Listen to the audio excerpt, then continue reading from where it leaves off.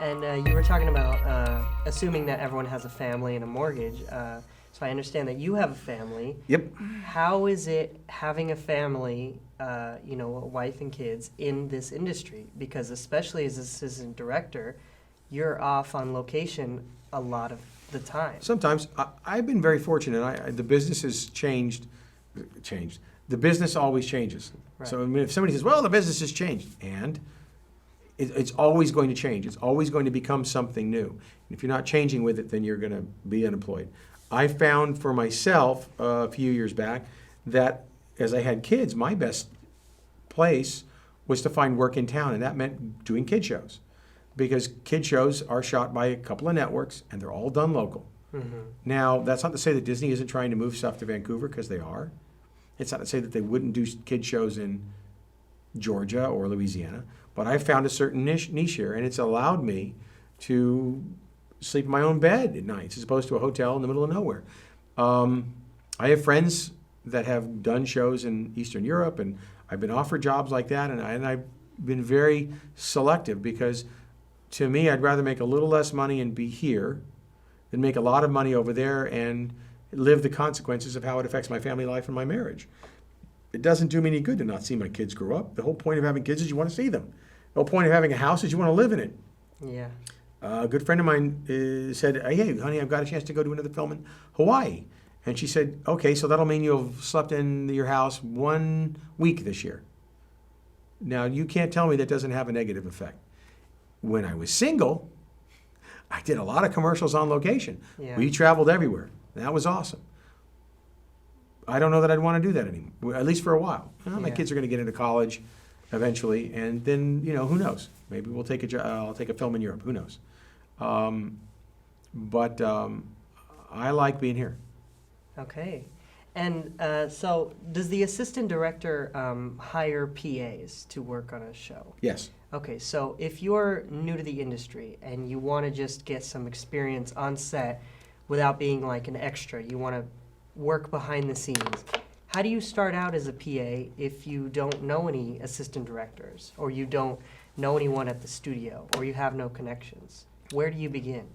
It's a great question. If you know no one, then go register with Central and be a PA. And when you're on set, introduce yourself to the ADs and say, hey, I'm looking to PA. I'm here extraing. I'm just networking, meeting people. Can I meet you for coffee or lunch and just talk shop? Can I come in when I'm not working as an extra and be an intern? Can I just be a body? Now, you're going to have limited success, but you will have success. Right. And the thing that I tell folks all the time is everybody you meet is instantly a part of your network. You meet somebody in a bar who says works at a place, get his phone number, send him an email, pick up the phone. But you've got to be careful how you network. Yeah. If the first thing I do in call is, hey, do you have any work? I really don't want to hear from you because all I know is you're doing this to me. Okay? Yeah. The thing that I learned a long time ago was be friends with everybody that you meet and help them. And in helping them, you will help yourself.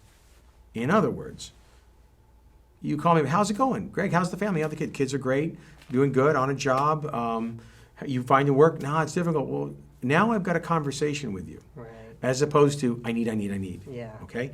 If you're a good, friendly person who works his butt off and you're diligent about this, you will find work.